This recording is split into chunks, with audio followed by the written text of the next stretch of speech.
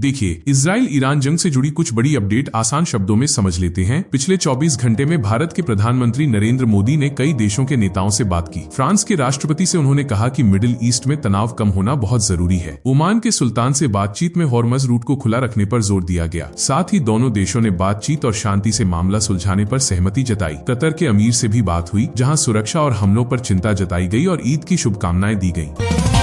इधर ईरान ने कुवैत की एक बड़ी रिफाइनरी पर ड्रोन हमला किया, जिससे वहां भीषण आग लग गई और अफरा तफरी मच गई। वहीं इजराइल में भी जोरदार धमाके सुने गए। इससे साफ है कि ईरान अब अपने जवाबी हमले और तेज कर रहा है। ईरान के हमलों से कई मुस्लिम देश नाराज हो गए हैं। सऊदी अरब ने चेतावनी दी कि ईरान हमारे सब्र की परीक्षा न ले। रियाद में हुई बैठक के बाद कई देशों ने ईरान से तुरंत हमले रोकने को कहा।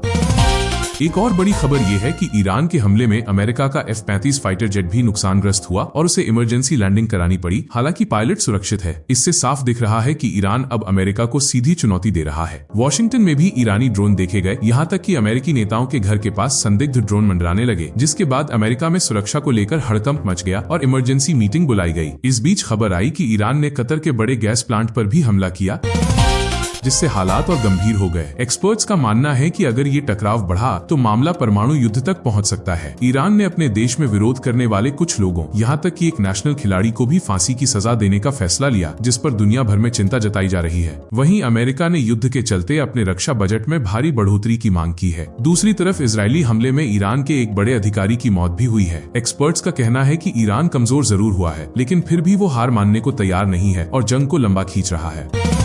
हालांकि एक अच्छी खबर यह है कि पाकिस्तान और अफगानिस्तान के बीच एक हफ्ते के लिए सीज फायर हुआ है। भारत में LPG को लेकर भी राहत की खबर है। अब सप्लाई बेहतर हो रही है और कीमतों में फिलहाल बढ़ोतरी नहीं होगी। कुल मिलाकर हालात काफी तनावपूर्ण हैं और ये जंग आगे और खतरनाक रूप ले सकती है।